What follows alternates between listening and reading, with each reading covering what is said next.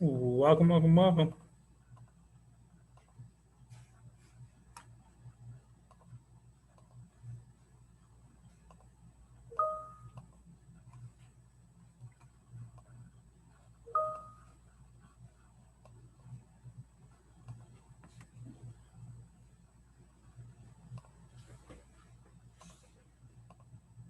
Welcome, welcome, welcome.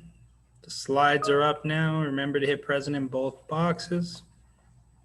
And we will talk about what we are doing very soon.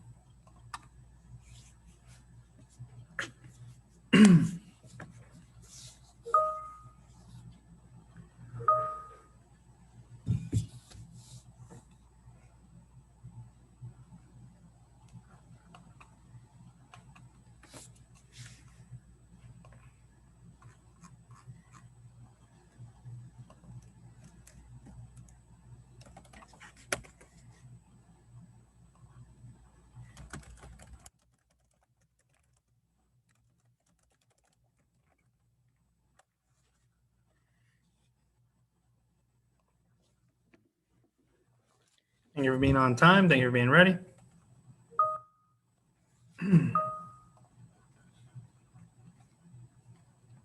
We're going to start very soon. In about 3 minutes, we'll get started.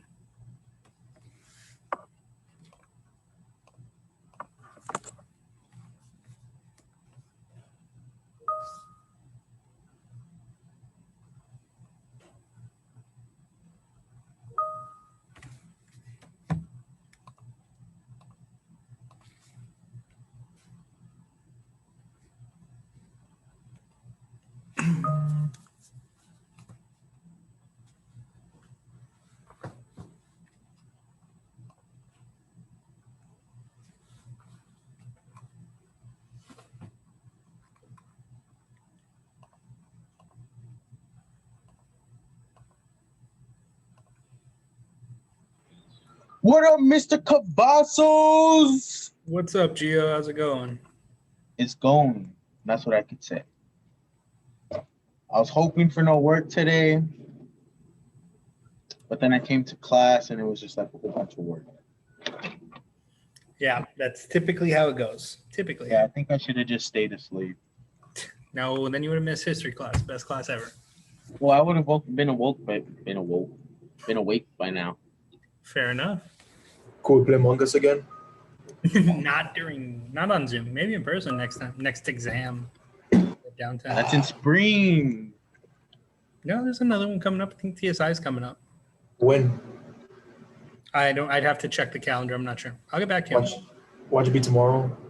I know, right? No, it's not this. I think it's end of the month or next month. Even if I don't have to take it, I'm still gonna go take it. You're gonna come and take it. All right, guys. So it is. No, sir, I'm thinking about going back to school. You should. It's fun. We're teaching in person now. Yeah, I'm thinking about it. Pretty good. I don't know. I'm not fully sold yet. You're not sold yet. I would recommend it. All right, guys. There's about 40 of us in here. We're gonna go ahead and get started. So, new objective, new key terms. Jackson as president. I'm gonna put about 2 minutes on the clock. Actually, no, I'm only gonna put a minute and a half. Make sure you get that down, and I want you to type in the chat box, but do not press enter, but just type in the chat box the answer to the first question on there. What happened to suffrage in the early 19th century? That means 1800s. So type it in, but don't press enter. Get it ready as long as you're getting everything else ready. And then who benefited from this change the most? Name the person because it's an individual person. So 90 seconds are on the clock, minute and a half. Go ahead and get started. Again, type them in the chat, but don't press enter. Just type them in, have them ready, and then we'll nuke the chat box with the answers soon.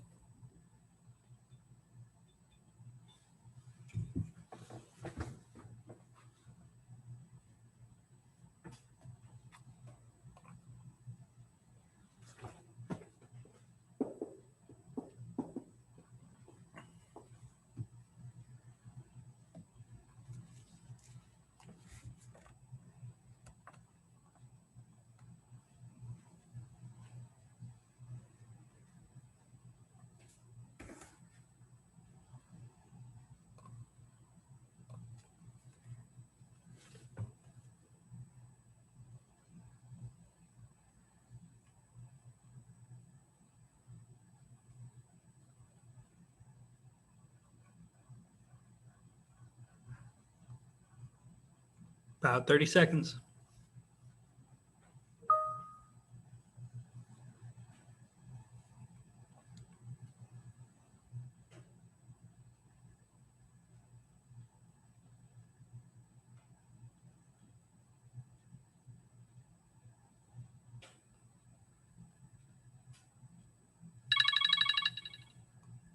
Okay, so go ahead and hit enter. What happened to suffrage in the early 18th century? Nuke the chat box. What happened? Who benefits? So what happens to suffrage and who benefits? Go ahead and fill the chat box in with that answer. What happened? Who benefits? What is suffrage? Do we remember what suffrage is? Someone want to come up here and tell me what suffrage is? Or did we all forget suffrage? What do we got? What is suffrage? Let's go back there. Since nobody answered the other one, what's Suffering. Suffering. not suffering? It's something very specific. Not something that happened. No. Extreme suffering. Nope, it's not pain. It's not what suffrage. Like if I said that Amen has the right to suffrage and Gio doesn't, what is suffrage?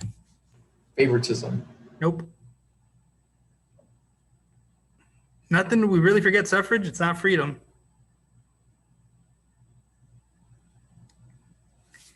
Suffrage is the right to vote.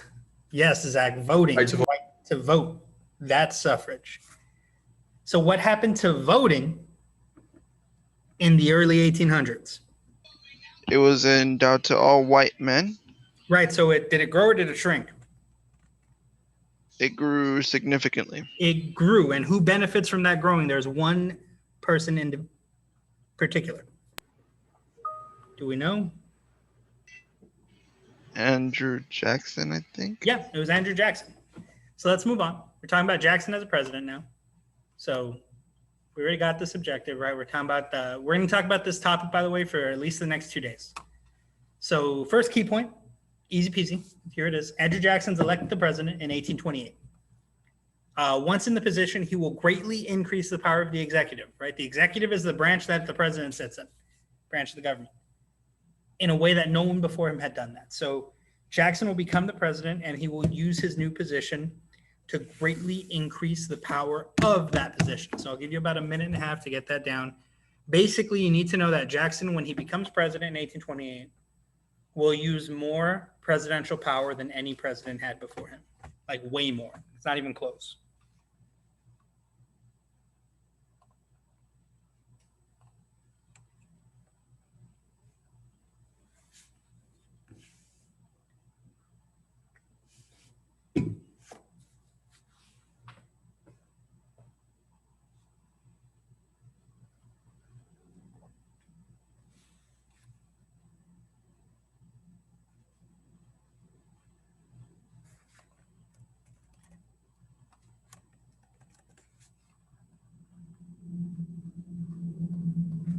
So again, about a little less than a minute left to make sure you get that key point. Then we're gonna move on.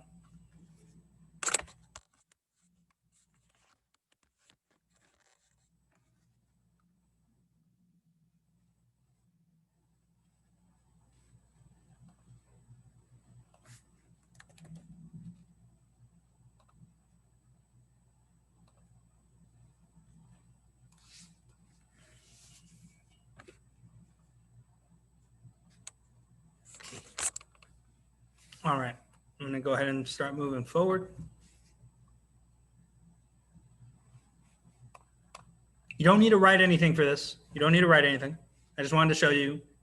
So in 1828, the big difference, right? More people get to vote. Now that more people get to vote, they are very much voting for Andrew Jackson. This is the breakdown of the Electoral College votes in the election of 1828. John Quincy Adams gets 83 and Andrew Jackson gets 178.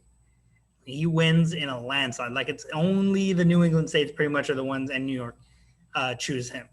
So just keep that in mind. So now be careful before you write everything down. You just need to get a couple of things for each one. These are the two political parties of the day. You have Andrew Jackson, the Democrats, who Jackson's kind of like a founding member of. And you have Henry Clay and the Whigs. The other party is called the Whigs. or the National Republicans. These are kind of like what's left of the old systems. So for the Democrats, Andrew Jackson, you need to know that they believe in limited government, laissez-faire, expansion, westward expansion specifically, and they are pro-slavery. So you need to keep those things in mind. So these are the ones I would focus on. States' rights is kind of a given. In the chat or off mute, somebody tell me if you can. And if you can't, then in the chat type no. What does laissez-faire mean? Laissez-faire, what does it mean? A free economy without the involvement of the government. That's a laissez-faire economy, yes. So laissez-faire by itself, right? No government, hands off. And laissez-faire typically is the economy. $20 bill guy, that's Jackson. That's this guy. That's the $20 bill guy. Market without government, right? So laissez-faire economy, no hands on, no government involved in the market, meaning that they can set prices, right, or compete or anything without the government setting it for you. It's why Amazon can sell you something cheaper than everybody else, and there's no, like, the government doesn't have a say in that. Whereas in other systems, the government would be like, you can't sell it for that price. It's too cheap, or it's too much, or this and that. So that's laissez-faire. It's designed to benefit the consumer. So for the Democrats, you need to know limited government, laissez-faire, expansion, westward expansion, and that they are pro-slavery. And I would add that the people who support them are typically yeoman farmers, so like small farmers, the working class, southern planters, and immigrants. So I would add this part about who supports them. For the Whigs, they believe in the American system. Type out or speak out if you want. Who remembers what the American system is? Because we talked about it. This was happening during the era of good feelings, what it did or what it was for. And if we don't remember, just put don't remember. Do you remember what the American system did? Yes, no, maybe so. No, don't. Okay. Anybody else? So the American system was designed to improve the infrastructure of the United States. Building roads. Improve infrastructure. Thank you, Jim. Building roads, I got building you. canals, building things like that. That's what the American system did, and the Whigs really supported it. They also supported strong federal government, and they were mixed on slavery. Some of them were for it, some of them were against it, some of them just didn't care. They were supported mainly by the middle class, the upper class, professionals, and really religious Protestants. So those are the two parties. So I'll give you another quick minute and change. Get those breakdowns of those two parties. You can, again, sum them up to those main few points, but make sure you get those down. Party politics is going to be a bigger thing now than it ever was, and it'll keep growing, and it'll eventually grow into the huge mess that it is right now. But it'll continue to grow. Conventions will be a thing where the groups all meet and gather around and hang out.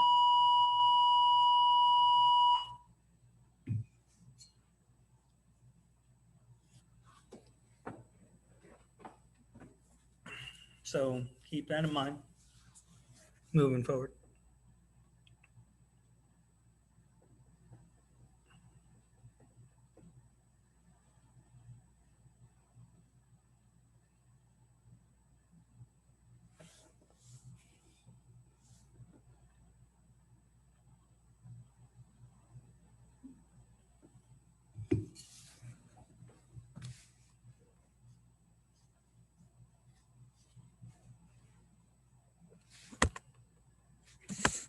All right, I'm going to go to move up. So you need to answer this question in your notes. And you need a full sentence, like give the answer. What has changed since the election of 1824? How and why did those changes help Andrew Jackson? So specifically, I want you to think about voting rights. What's changed and how did they help Andrew Jackson? So type this out in the chat box. And I'm going to give you a minute and type it out. And then once you're done, after the minute's up and I let you know, press enter so we can nuke the chat box with the answer to this question. So type the answer, but don't press enter yet. And I want to see what you get, and then I'll tell you the right answer. So I'll tell you what's right. This needs to be in your notes. So type it out first, and then I'll tell you who's right and what you should make sure is in there. So make sure you're typing out, and then don't hit enter yet. I'll tell you when to hit enter.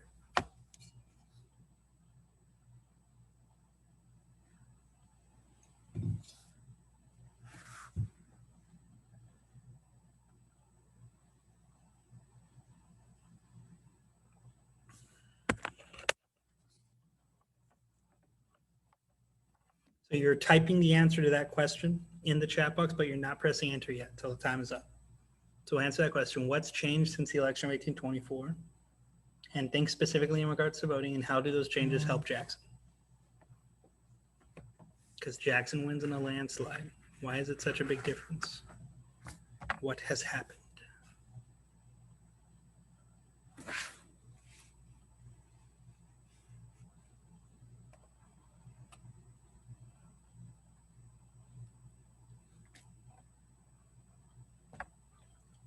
All right, you're good to go to start hitting enter.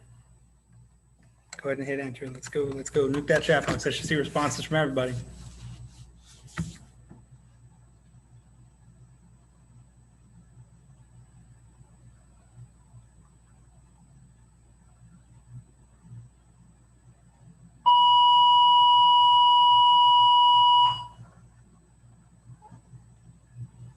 Only got a couple of answers. I should see more.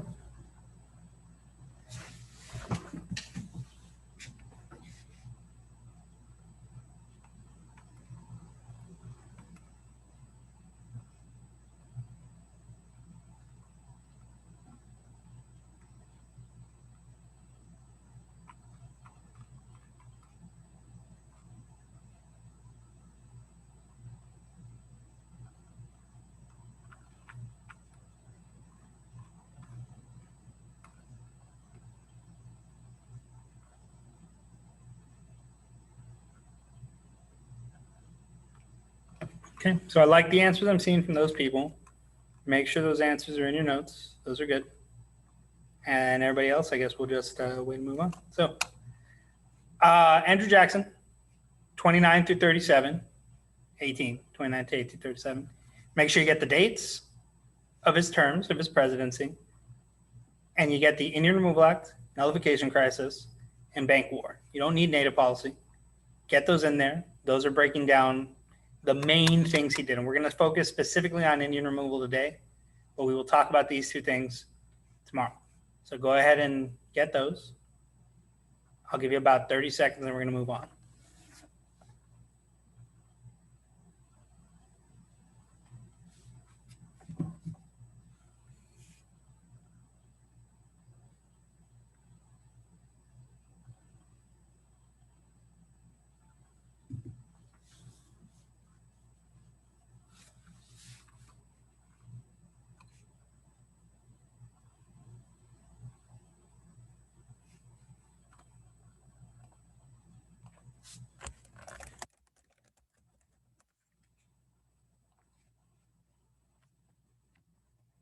All right, moving forward. So for the Jackson platform, all you don't need to write any of this. Just something we're going to keep in mind and we're going to talk about.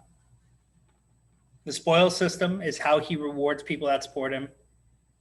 His executive authority, he believed, came from popular mandate, meaning that he felt people and what the people wanted should influence what the president did and how the president acted and how the president used their power. Jackson, as an individual, also does not trust old politicians.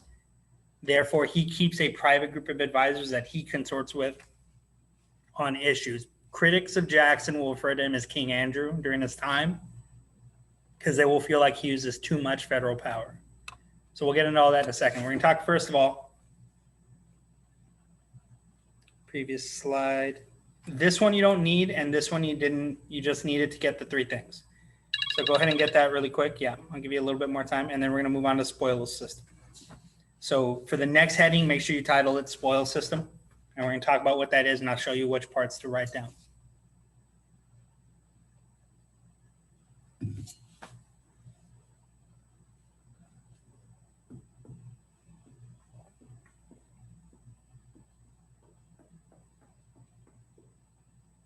I might skip some of the write-ins, some of the questions, because we're running low on time. I want to make sure we have time for the exit ticket because there's a lot of exit ticket today. So I might skip through a little bit that you don't need, so just keep that in mind. All right, I'm going to move forward. So you do not need to write every one of these word for word. I'm not going to give you time to do it, so make sure you don't. If you want to use that later and look at these, you can look them on Google Classroom after. The spoils system is where winning political parties reward supporters with government positions, getting rid of the people who held them first. So inherently, this sounds flawed, right? Because people that win presidential candidacies, for example, give only their supporters jobs. Now, supporters of this plan will say it's more democratic because it allows more people to cycle into these old government jobs. And it's true that government officials had been holding on to their positions for way too long, for decades. So what you have here is a system that is not perfect, that is flawed, but that in and of itself is also a little corrupt. But the system it's replacing is also kind of corrupt. So what would happen before is people would get government jobs and they'd keep them forever, essentially. And they would keep them until they died. Essentially, they're permanent placements. And you had corruption forming where people didn't have to worry about, working for the people that they're supposed to work for because they kept their job and it didn't matter what they did. So there's corruption there. So a way you get around that is you get rid of those people and you replace them with new people, right? But there's corruption there because you're essentially getting yes men, people that support just the president for a job. So that's the spoil system. So I would get this first bullet point, and then I would get supporters argued the system's more democratic because it replaces people, but the old system was also kind of corrupt. So the old system's a little corrupt. The new system replaces people, but it's also a little corrupt. And this is the definition. So you basically need, again, just this first bullet point is what I would focus on. And just know that background. So if you want to add in that background, add in a little bit, but make sure you focus on that first bullet point, what the spoil system is. Replacing old government jobs with new people that support you.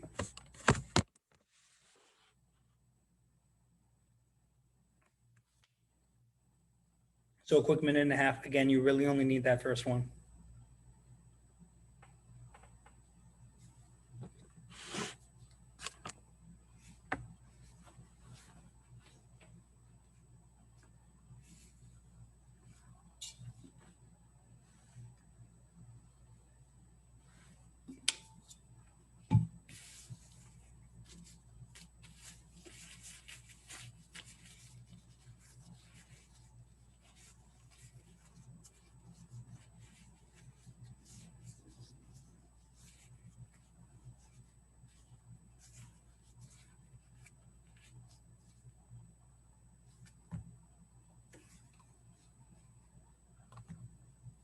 About 30 seconds and we're moving on. About 30 seconds and we're moving on.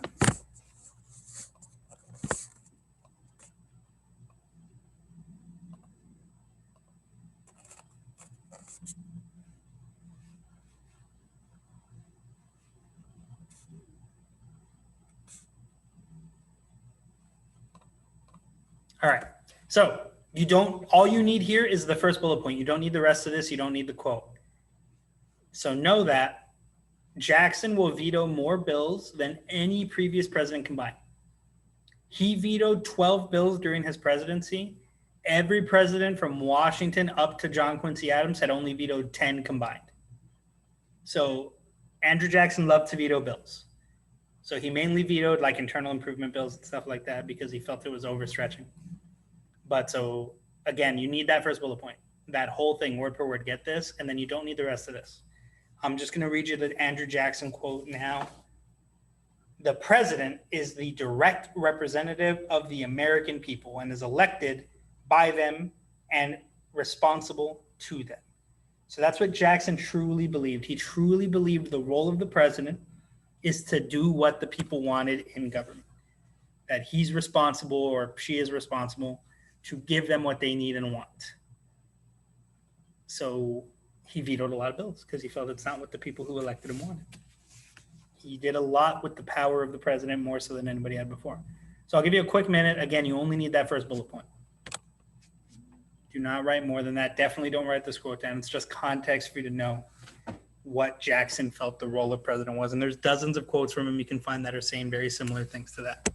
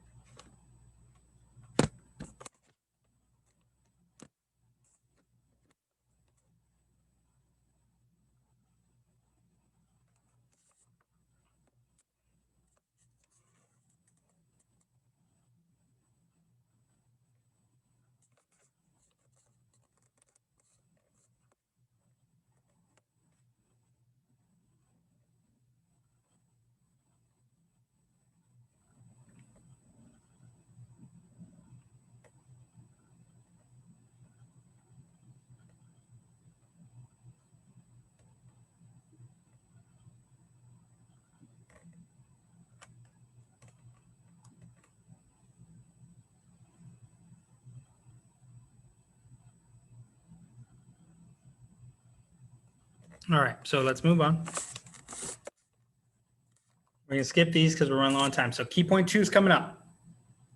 Key point 2, the issues of expanding west are very contentious. They are very much thing. In the southern US, 5 different native tribes were still living on their ancestral lands illegally with permission from the US government. But the locals in those areas, specifically in places like Georgia, were seeking to access that land in spite of the natives living there peacefully, legally, and properly. So I'll give you a quick minute and a half, get that key point down.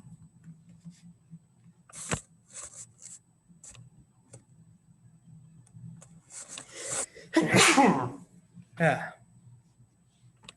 Bless you. thank you.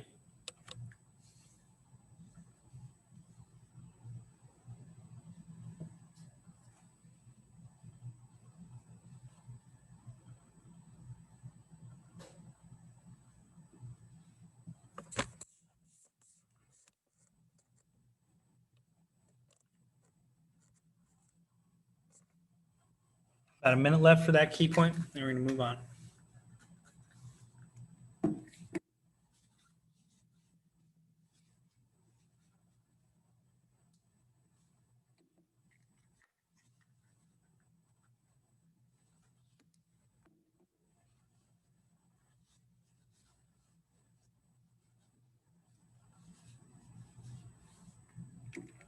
Thirty seconds.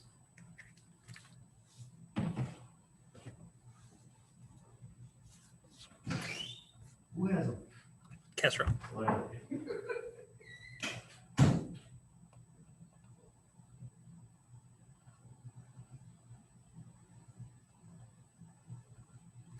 All right, let's move on.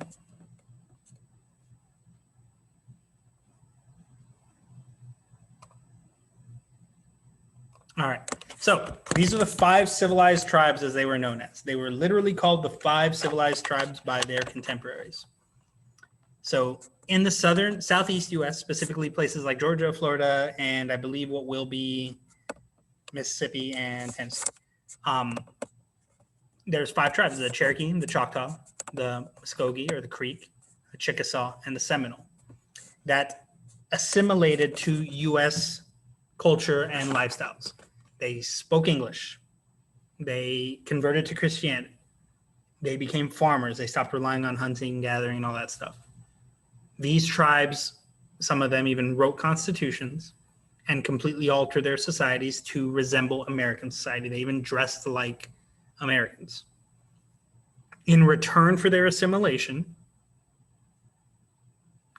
how should I put this? In return for their assimilation and their change in their culture, they were promised to keep their ancestral lands. I got a question about what happened in the natives. We're going to talk about that. That's what we're talking about right now. So these 5 civilized tribes assimilate. They change their culture. They change their way of life. And the promise, the deal is you get to keep living where you're living. And I'll show you where they were living in a second. So for this, all you need to get 5 civilized tribes, the name. I would name the tribes really quick. And I would say that the region, Southeast US, and just basically say they assimilated to US life. If you need the examples, include some of the examples about the English, Christianity, all that stuff. But if you know what assimilate means and you're confident that you know what it means, then just get assimilating. And in return for assimilating, they're allowed to keep their lands. So I'll give you 2 minutes for this. Then we're going to talk about the Cherokee. And the Cherokee are one of these tribes specifically. And you just need brief additions about specifically the Cherokee, which did this better than any of the other tribes and more efficiently. And more absolutely. So again, quick 2 minutes for this key point.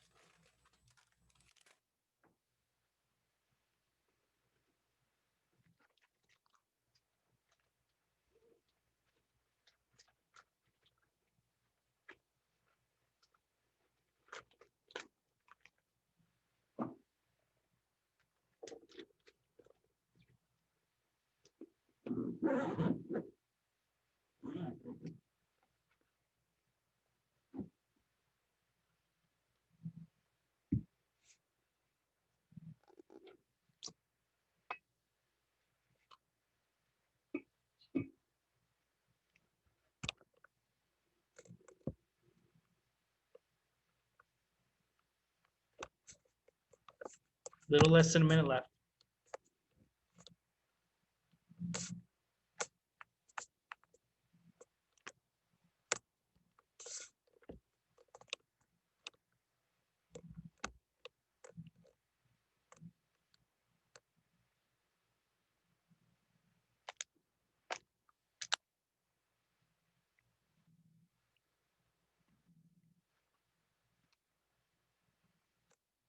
Okay, so we're going to move on from the five civilized, which is, by the way, the concept of these tribes assimilating their entire culture and being referred to as five civilized in and of itself is pretty racist.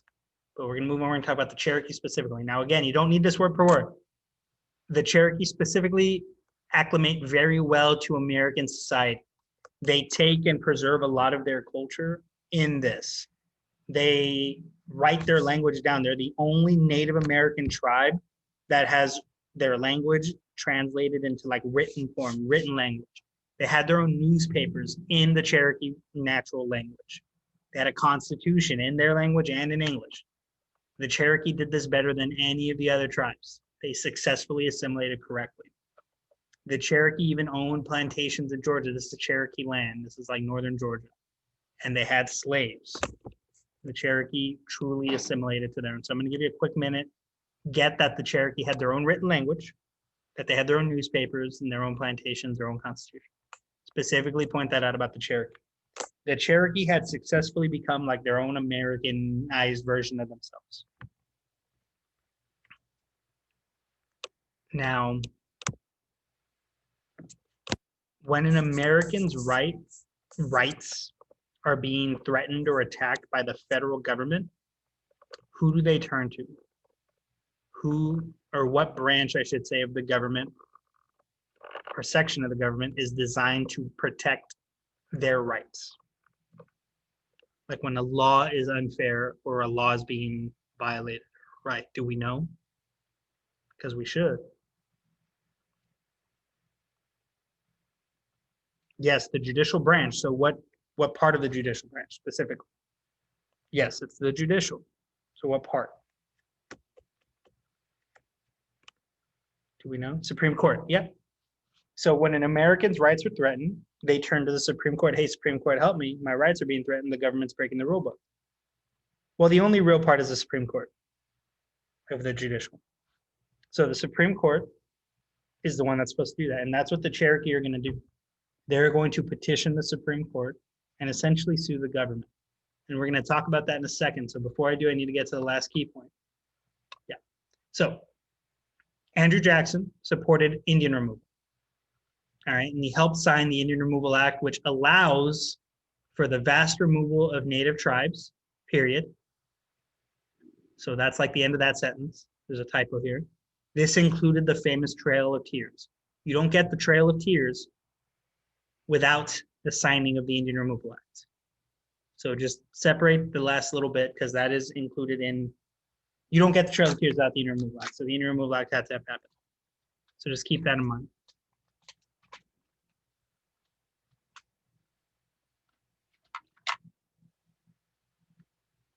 Jackson did, yes. Jackson very famously, or I guess not so famously, a lot of people don't know about that, but yes, he adopted an Indian child off of a battlefield.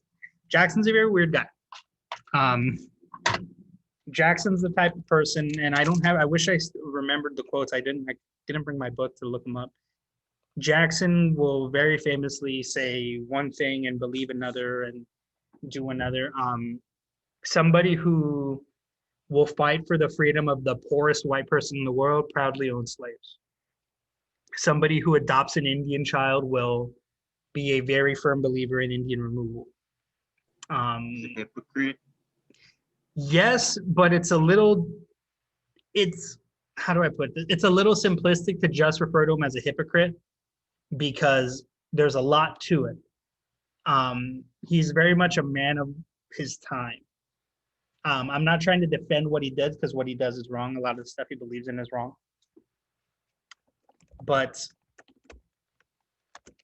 he's complicated to say the least. One thing I will say, his intentions are always good. And like they say, the road to hell is paved with good intentions. So just because his intentions are good doesn't mean he's doing right. And a lot of Jackson apologists like to say, well, he meant to do this, or like he was trying, but he did bad. You can't go around it. He very famously will like bash and trash a Georgia militia group for attacking a native tribe that was friendly to the U.S. But at the same time, he again champions Indian removal. He doesn't specifically commit the Trail of Tears atrocity, but you don't get the Trail of Tears without him supporting the Indian Removal Act. And remember, this is a president that vetoed 12 times. He didn't veto this. He thought this was right. So we're going to get into all that moving forward. So all you need to know for this whole slide, the Indian Removal Act of 1830, is that it allowed the U.S. government to force natives off their legally held lands by allowing the government to negotiate with tribes. So legally held lands, stop there, by allowing the U.S. to negotiate with tribes. So with tribes. So that's it. That's all you need for the slide. So I'll give you a quick minute and a half for it. And we're going to move on to what. So this happens in 1830.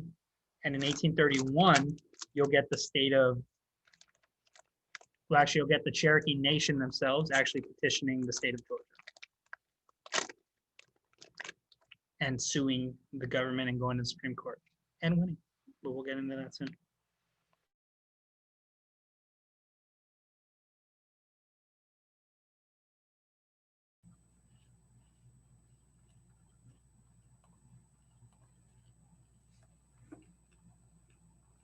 So again, quick minute and a half.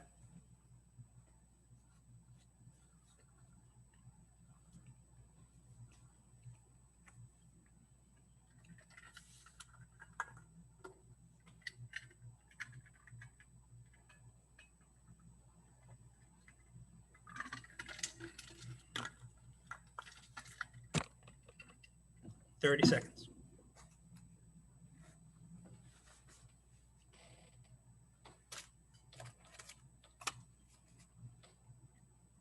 So the Cherokee Nation is going to do what any smart, intelligent, knowledgeable, self-respecting American group would do when their rights are being threatened and when their rights are being infringed on by their government. They will go to the Supreme Court and they will petition the government in the state of Georgia in two cases. The first one is Cherokee Nation versus Georgia in 1831. This court case will determine the native tribes as being domestic dependent nations. So you need to write down the name of the court case, and it determined native tribes as domestic dependent nations, not foreign states, which basically meant they are dependent on the U.S. government, but that they are domestic nations. They belong to the U.S. government. Not that they belong, they are a part of the U.S. government. That's what this court case decided. And then for the second one, Worcester v. Georgia, I'm going to read you this quote or this ruling from Chief Justice John Marshall, the last Federalist standing. He's still around. You don't write this, but you write what the decision was. So the Cherokee Nation is a distinct community, occupying its own territory with boundaries accurately described, in which the laws of Georgia have no force and which the citizens of Georgia have no right to enter. So the court case of 1832, Worcester versus Georgia, this is Worcester, who was a missionary, ruled that the Cherokee Nation owned their land and the state of Georgia and the people who lived there had no right to it. That's what that court case rules. So the Cherokee go to the Supreme Court and they win. The Supreme Court says, yeah, Georgia, you have no right to enter that land. You have no right to take that land. And Andrew Jackson, who's president, will respond by saying, well, John Marshall made a decision. Now let him enforce it. And Andrew Jackson's going to ignore the Supreme Court, and he's not going to do anything. He's not going to enforce their decision. And more importantly, he's not going to stop Georgia from doing what they were already trying to do. So he's going to just back away from the situation, turn his back, and he's going to let Georgia continue to infringe on and take land from the Cherokee. So the Cherokee did everything right. They won their case. And this is the first and only time since a president has ignored and not acted on a Supreme Court decision. It's scary to think about because he does that and nothing happens because he's a big fan of Indian removal, Jackson. So Worcester versus Georgia. Again, what do you need to write? The court rules that the Cherokee own their land and that Georgia can't take it. But Andrew Jackson is going to ignore the court and ignore what Georgia's doing and let it keep happening. So that's going to happen. I'll give you a quick 30 seconds to catch up to that. And after Jackson leaves the presidency, he's not president anymore.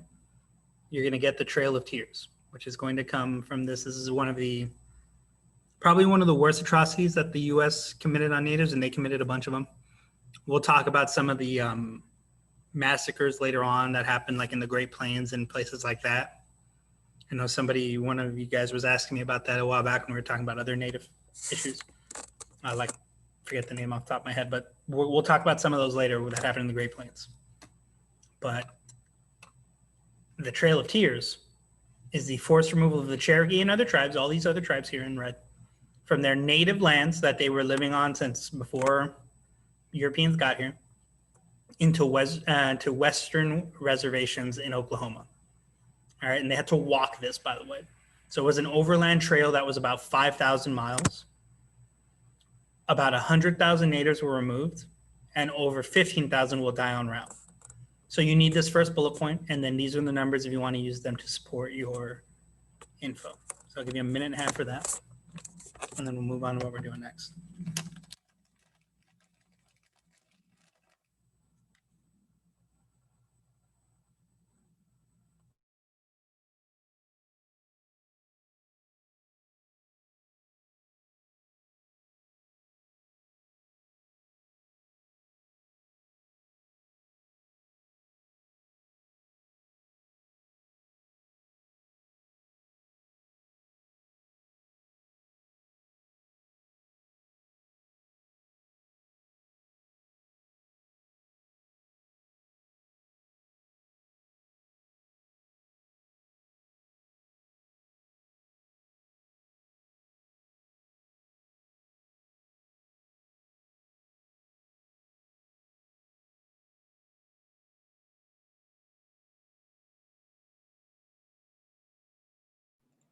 Sir, so what did they do when someone died?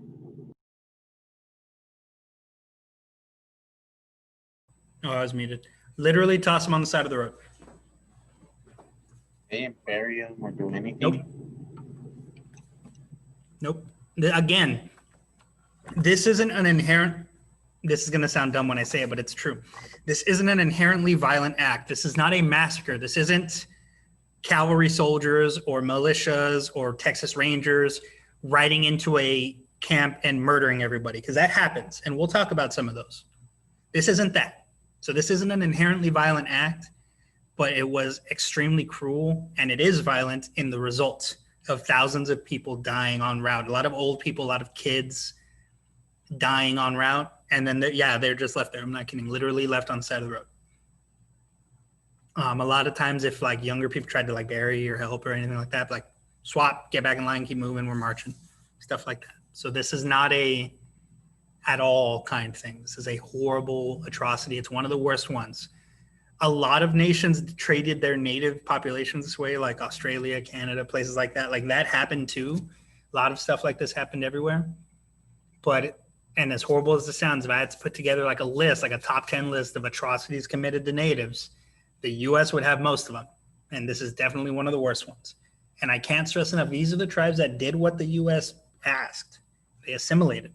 They were living like, I don't like to use race, but they were living like a lot of the whites were. They were farmers. They owned plantations.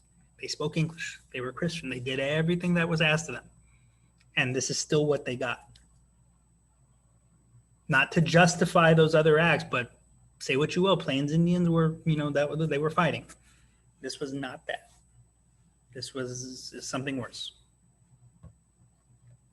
So that is it for time on this. If we need more time, let me know, but I think we're good.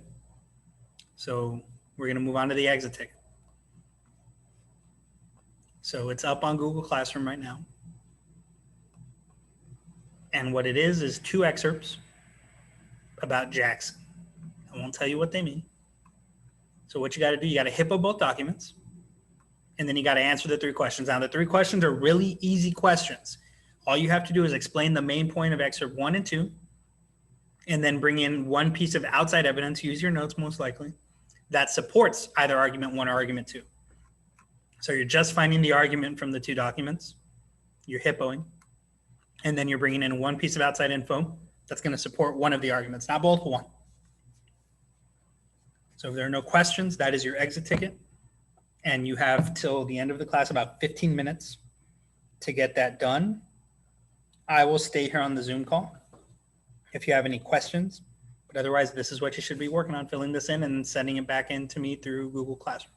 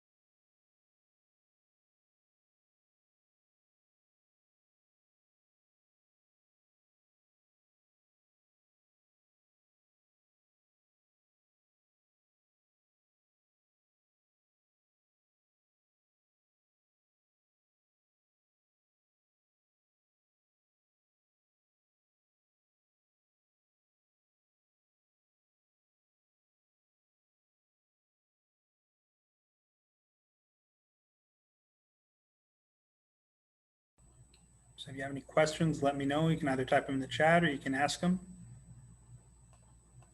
But otherwise, that is all I have for you today. Make sure your exit ticket is submitted by the normal time it is due.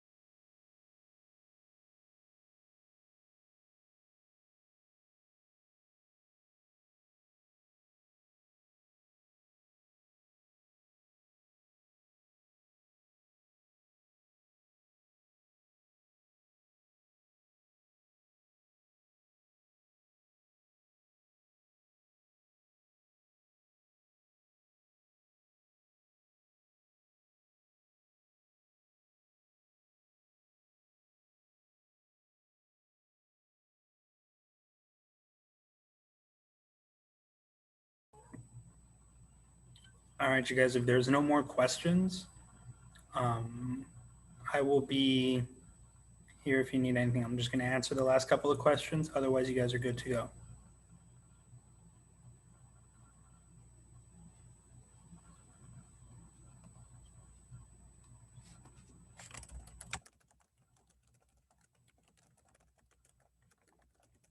See you, Amy, and have a good one. Bye, sir. See you, Gio.